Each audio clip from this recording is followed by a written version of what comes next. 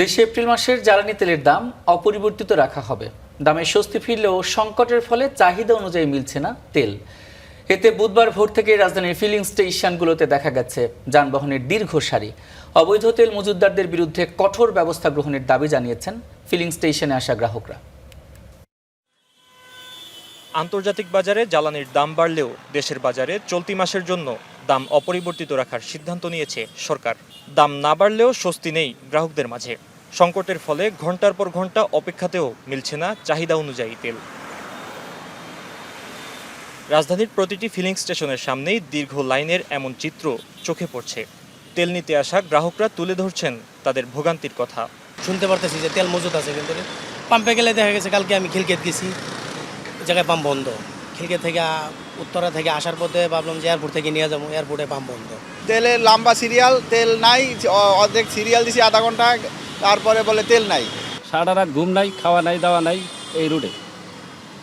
তো এটা তো বোঝা উচিত, সরকারে বলতেছে যে তেলের কোনো অভাব নেই। তেলের অভাব যদি না থাকবে তাহলে এই যে 12 ঘন্টা আমরা কি জন্য কষ্ট করব। অবৈধ মজুদের ফলে সংকট বাড়ছে এমন কথা তুলে ধরে তেলের গ্রাহকরা বলছেন, জনভোগান্তি লাঘবে দ্রুত সংকটের পেছনে দায়ীদের চিহ্নিত করে কঠোর শাস্তি নিশ্চিত করতে হবে। আমার হাফ ট্যাঙ্কি হলে যদি আমি 4 দিন চলতে পারি, তো 4 দিন পরে আবার হাফ ট্যাঙ্কি নেই, কিন্তু না, আমি ফুল ট্যাঙ্কি করে বাসায় রেখে এসে আবার ফুল ট্যাঙ্কির জন্য আসছি। তেল মালিকরাও মনে হচ্ছে যে কৃত্রিমভাবে মজুত করতেছে। এখন বাইকাররাও মানে এত বাইকে তো তেল লাগার কথা না, প্রায়ই অনেক তেলের যখন নিচ্ছি ওদের সাথে তো কথাবার্তা হয়, কোথাও যে একই বাইকার প্রতিদিন আসতেছে বা 2-3 বার। এখন ওরাও কি নিয়ে খুলে বেচতেছে নাকি, এটাও একটা ব্যাপার।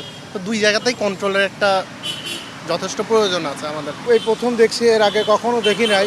এই যে মানুষের ভোগান্তি হচ্ছে, সরকারের এদিকে অবশ্যই দৃষ্টি দেওয়া উচিত। পাম্প সংশ্লিষ্টরা বলছেন, অহেতুক আতঙ্কিত হয়ে অতিরিক্ত তেল মজুত করার প্রবণতা ও সরবরাহ সংকটের কারণে বর্তমানে বেশিরভাগ পাম্পে রেশনিং করে জ্বালানি তেল দেয়া হচ্ছে।